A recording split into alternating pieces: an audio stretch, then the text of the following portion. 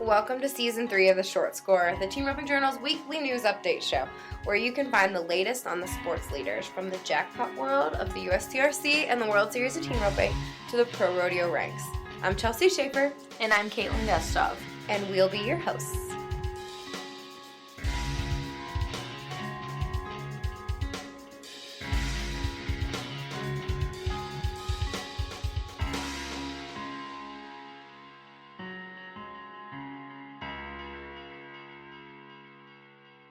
On this Giving Tuesday, I wanted to bring my friend Pastor Jordan Weaver onto the show to talk about the dire need food banks are facing and how team ropers are uniquely positioned to help as 2020 comes to a close. You've heard Jordan and I talk about the 1017 Project on this show before, but now they've expanded to Alvarado, Texas, and they're bringing more meat to those facing food insecurity than ever before. This conversation is so near and dear to my heart, and the sentiments and perspective Jordan shares are just the hope I needed today and as 2020 wraps up in this chaotic time.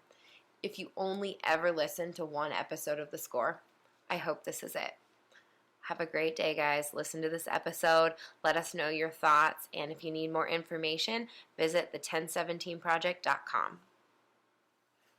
This episode of The Short Score is brought to you by ADM Animal Nutrition and their Power Glow line of feed. Learn more at the commercial break.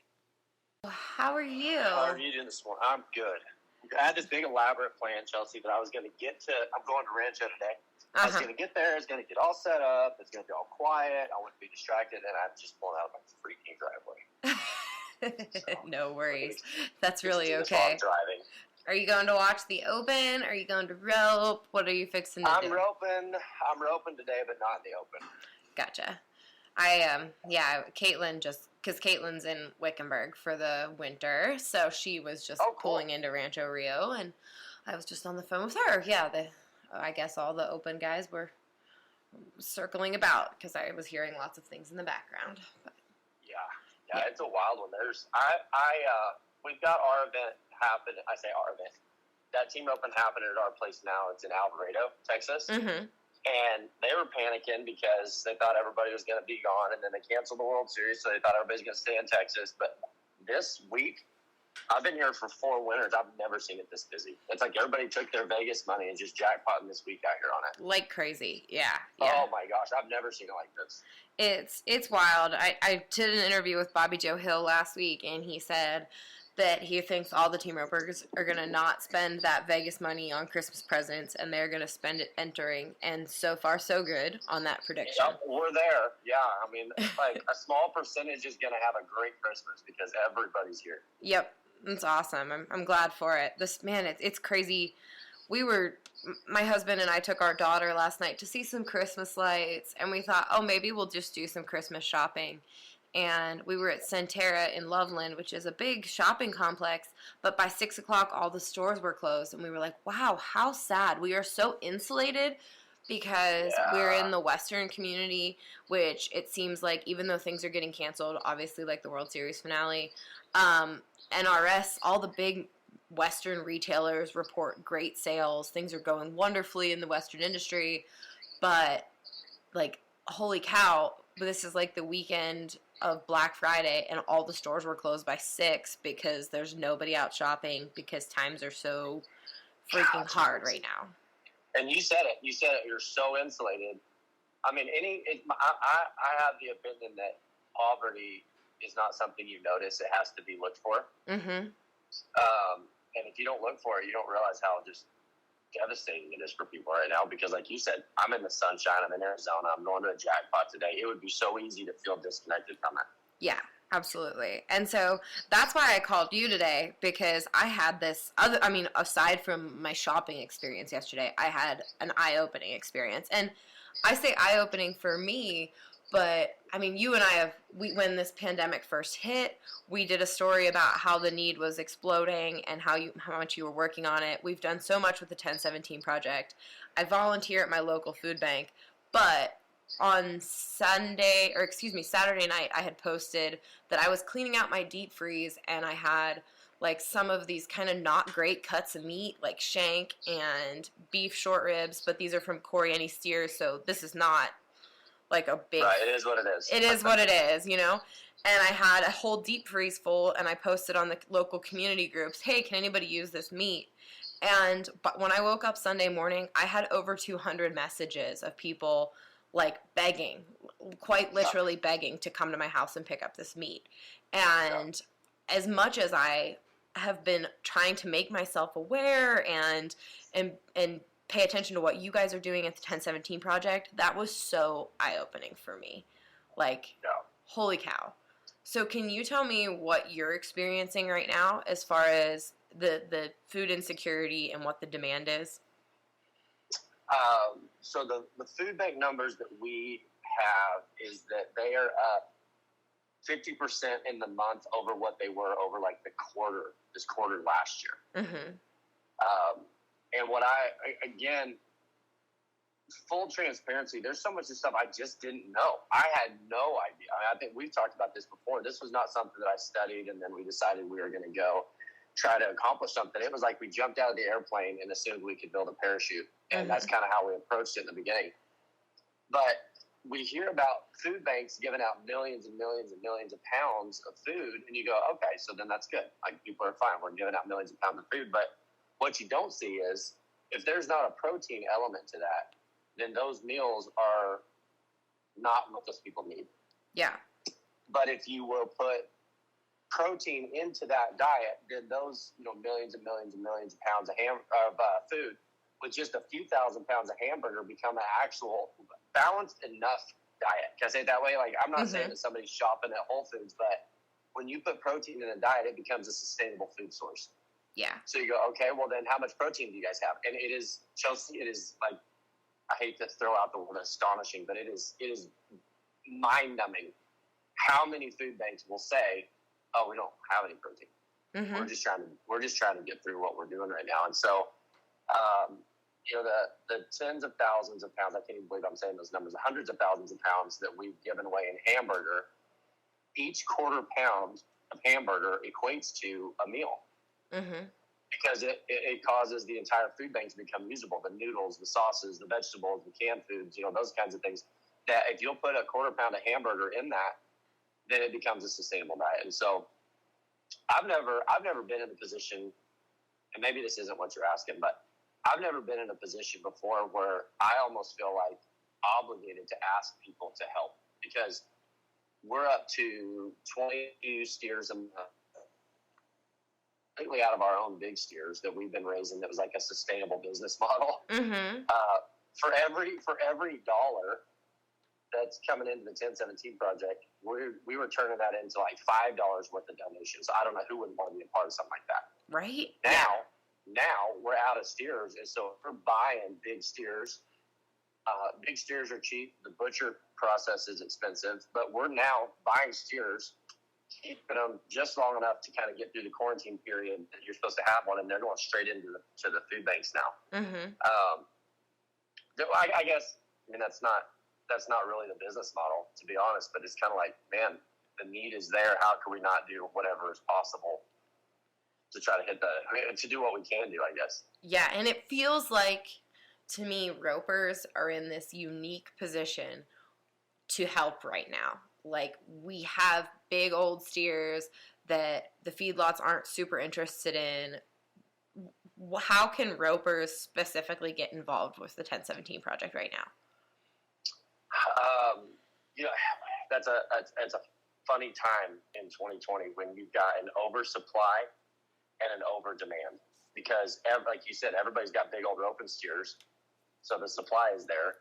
Like you said, the food banks are just desperate, and you can't process them. There's like a go between, and so what we really would, what we're trying to accomplish would be two things. I guess it'd be two things. People can donate a open steer and get more value out of that steer than if they try to take him to a sale barn. Because you take it to a sale barn, like you said, because butcher appointments are so hard to come by, you're not getting those backyard buyers that they used to get back in the day. Mm-hmm. We're going to take a break from this absolutely eye-opening conversation to learn more about our sponsors at ADM Animal Nutrition. This episode is brought to you by Power Glow, ADM's ultra-premium horse feed of champions, Clay Smith and Wesley Thorpe. Power Glow contains stabilized rice bran, which is considered the best source of beneficial dietary fat for horses. Power Glow is a key component of the Forage First program. Forage First programs combine good quality forage and ultra premium feeds to produce balanced total rations. With this combination of feeds, horses can be healthy and perform at their best. Learn more at www.admequine.com. Now back to the show. So by donating cattle, and I don't mean it's kind of a logistics thing, because if somebody donates one steer and it's 250 miles away from one of our bases, by the time we go get it and bring it back, we'd have been better to buy one. So if somebody wants to get involved, it doesn't just mean donating a steer; it also means delivering it. And the second thing is butcher prices, or the cost of getting them processed. We're having to go through meat packers now because of the demand. And it's like I think it's averaging like $2.20 a pound to get it processed between the kill fee and the cut and the wrap and things like that. So if somebody wanted to say, hey, I want to pay for the cut and wrap for 100 pounds or 200 pounds or 500 pounds, that goes in. I think that's, as people are finding this out, Chelsea, they're getting more involved. That's what's been so cool, is as people find out this information, just like you said the other day, you offer food and all of a sudden you realize how big the need is. It kind of triggers you into gear. People are having that experience. You go, wait a minute, if I pay for 100 pounds worth of cut and wrap on a steer, that is 400 meals. I mean, there's an actual scale that you can measure it by now. And so, do you know? I'm probably ruining the podcast because this is all just like numbers and info. It's kind of boring, but no, it's great.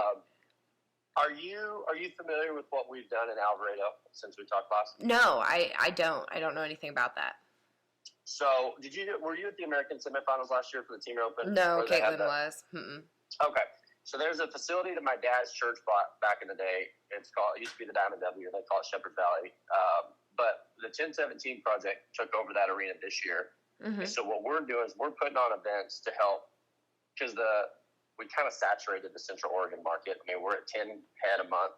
That's taking care of our area there. And so by going to Alvarado, and hopefully this buys me some goodwill, because we had some people frustrated with us about stall prices this week. But by taking over the facility there in Alvarado, what we're hoping to accomplish there is a place to store cattle, a place to keep the steers before they go into a butcher. It's closer to the butcher that we can get booking appointments with. And then on the back end, what we eventually intend to do is take the team open idea that we had in Oregon and put that into practice in Alvarado, just so that we're not it's kind of hard to get more than 10 appointments a month. Yeah. So Oregon. People in Texas then can also get involved with the 1017 project more easily than they could have prior. There you go. And that's the other thing. We would get a lot of phone calls of people like, hey, I would do something like that. I've got 10 old roping steers and they're worth 50 cents a pound, and that'd be great. But really, if I knew they were going to go to a good cause, because they can't go get a butcher appointment now. Your average guy off the street can't just call and get something butchered in this area. They're backed up. I talked to you lady the other day, Chelsea. This is where I see, not from a panic standpoint or fear standpoint, but this is where I see this going like, oh, this is not going to get better soon. You go to the butcher and you go, okay, can I get this steer butchered? And they go, well, what time in 2022 would you like? I mean, they're booked. They're booked all the way out. And so by processing those steers through the 1017 project there in North Texas, we can go up in numbers. In fact, this packing plant is so big, they almost laugh at us for only processing 15 a month. They're like, yeah, we got to clean the floor after each order. And we appreciate what you're doing, but we're definitely not their best cow. They kill 1,000 a week, something like that. And then we bring in our little 15 team with steers. and we're so proud. We brought up 15 steers that weighed 700 pounds. We're like, hey, and they're like, why are they so little? But we have the opportunity. I guess I'm saying is we have the opportunity to grow there, and there's a lot of team open cattle right there in North Texas that are just value-wise to sell are just not very good right now. But man, the need. There's 6.6 million people in the Metroplex, whereas in Central Oregon we've got about 200,000 in all of Central Oregon, and so the last 6 years, it feels like we've been sort of creating a model that can be replicated. And so adding the Texas piece now has been sort of like on Halloween when you go trick or treating and they give you like a little smaller version of a candy bar. I feel like that's what we got to build in Central Oregon, and it's doing exactly what we hope now. And so we've gone to Texas, and instead of, hey, can we get one butcher appointment or two butcher appointments? They're coming back to us going, man, this would really work better if we could get 50 or 60, something like that. So the potential to grow is there. Yeah, absolutely.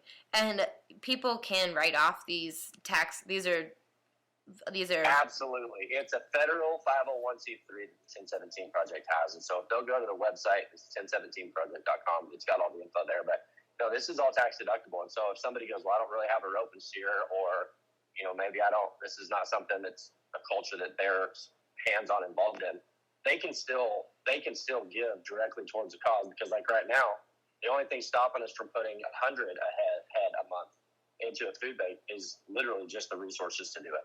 I can find the steers. I mean, you're in this business. There are a million old rope and steers in the world right now. And like I said, I don't really talk about giving a whole lot. Like, I just assume if we do a good job with our business, the people will catch on. And but man, it's one of those times where it's like, how big could we get? How much could we accomplish? How much could we give away? And it's just a matter of people taking that and partnering with the concept. Yeah. And something that I'm hoping you can maybe dispel the myth or give me your, I don't know, biblical perspective or pastorally perspective on this, is people were asking me yesterday, are these people actually in need, or are they just looking for a handout? When I was talking about people calling me by the hundreds, like, and I said, my perspective was, that's not for me to judge. I mean, it's so different in this community. Like, where do you come from on that? So from the church perspective, we started something new this year. We've got a guy that actually does defense contracts overseas. Like, he's kind of a secretive sort of a guy. And he said, hey, why don't we start a firewood pit? We're all shut down in Oregon anyway. Instead of saying, like, everybody stop, why don't we say everybody go? And I'm not sure if you've seen any of my social media stuff this week, but the men were like, heck yeah. And so they've been cutting down rounds and splitting them. And our firewood pit that we're going to deliver to people who need firewood is so full, they're going to have to build another one. And my point with that, I guess, is the same as with the food banks. That's actually specifically, that's the reason that we partner with the food banks, is because they have a relationship with these people. Yeah.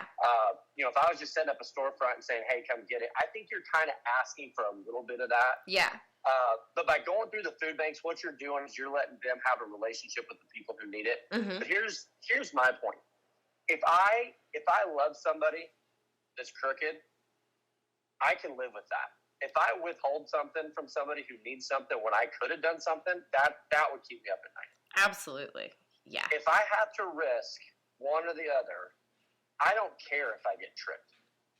If somebody comes and gets firewood and they sell it, I don't pretend to be God in anybody's life. That's not for me to decide. That's not for me to figure out. I mean, if it's obvious, I don't mind, I guess, someone asking or whatever. But man, do you realize how much of your life could be spent trying to decide who all's trying to screw you over?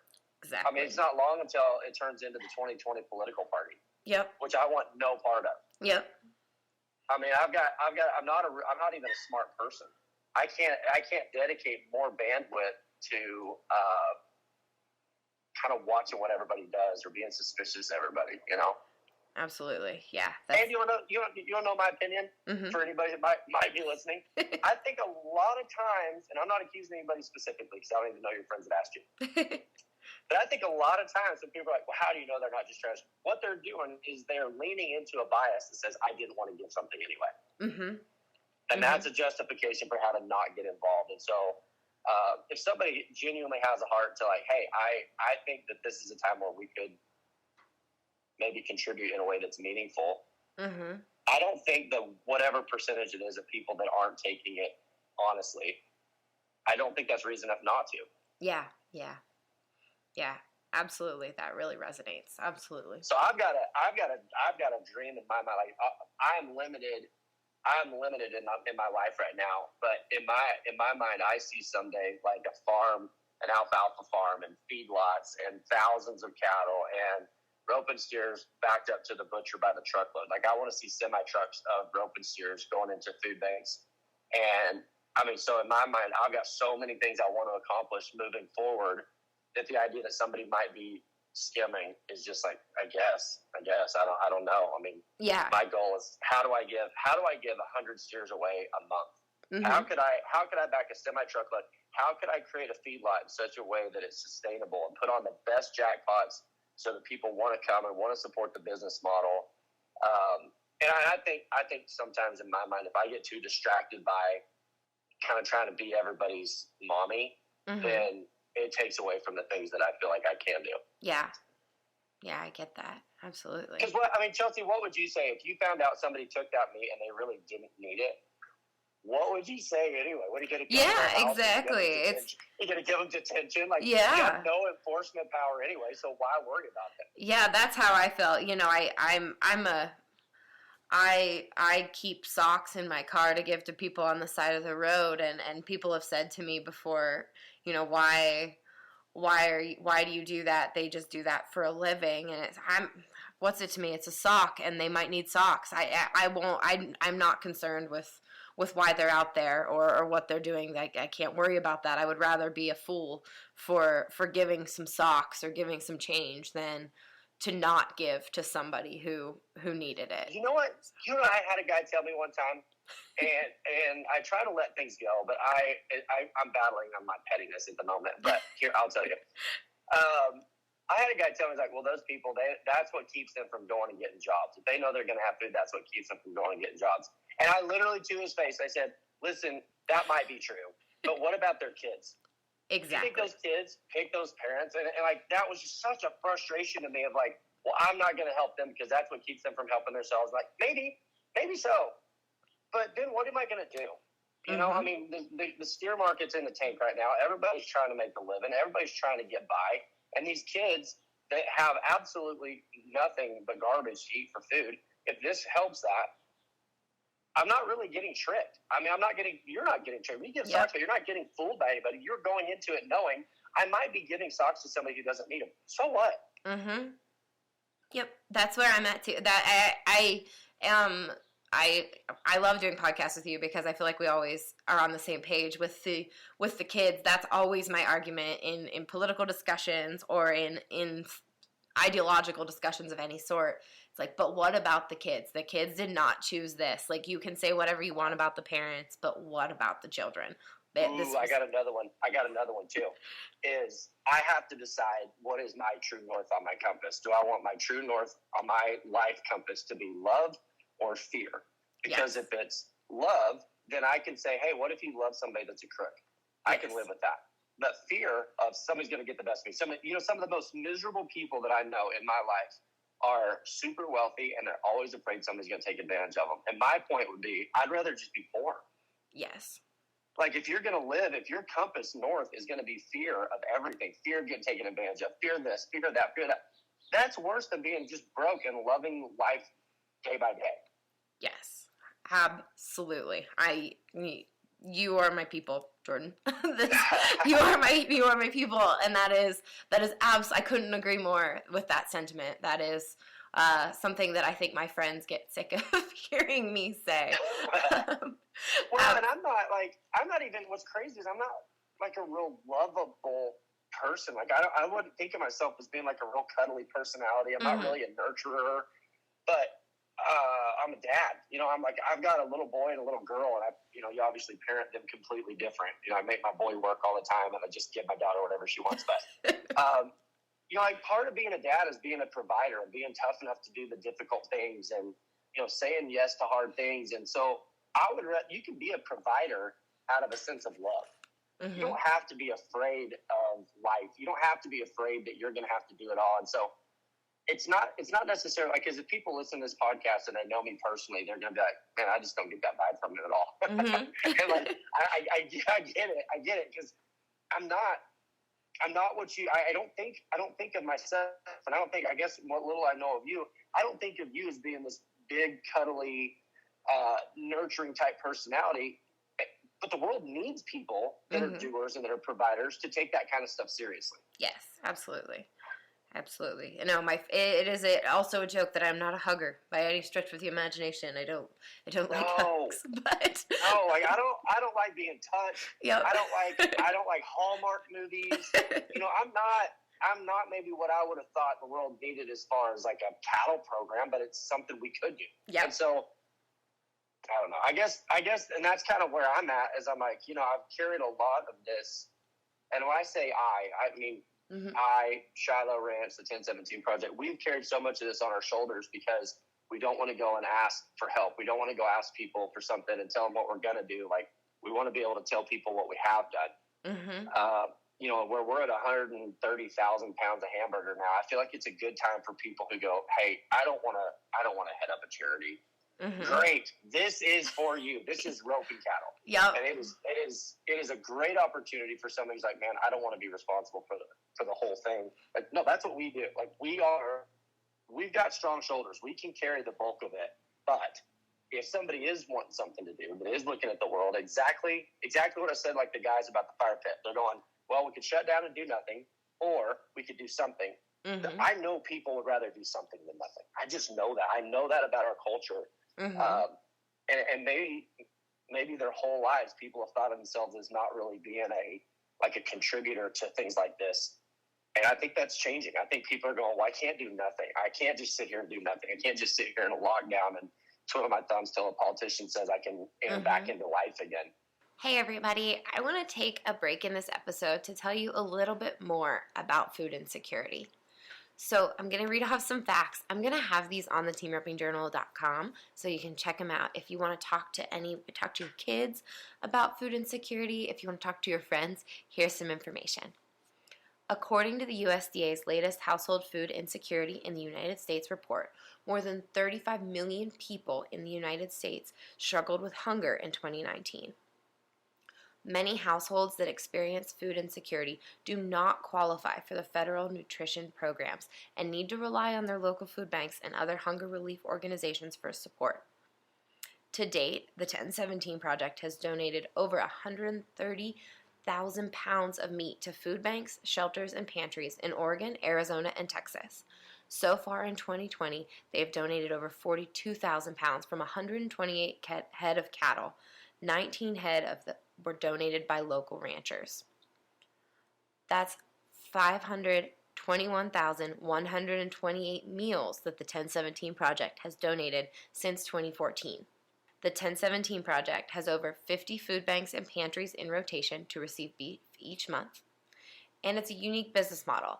They have revenue-producing cattle, and food banks pay for their own butcher fees. So Arena Management is a new revenue generator to support the mission.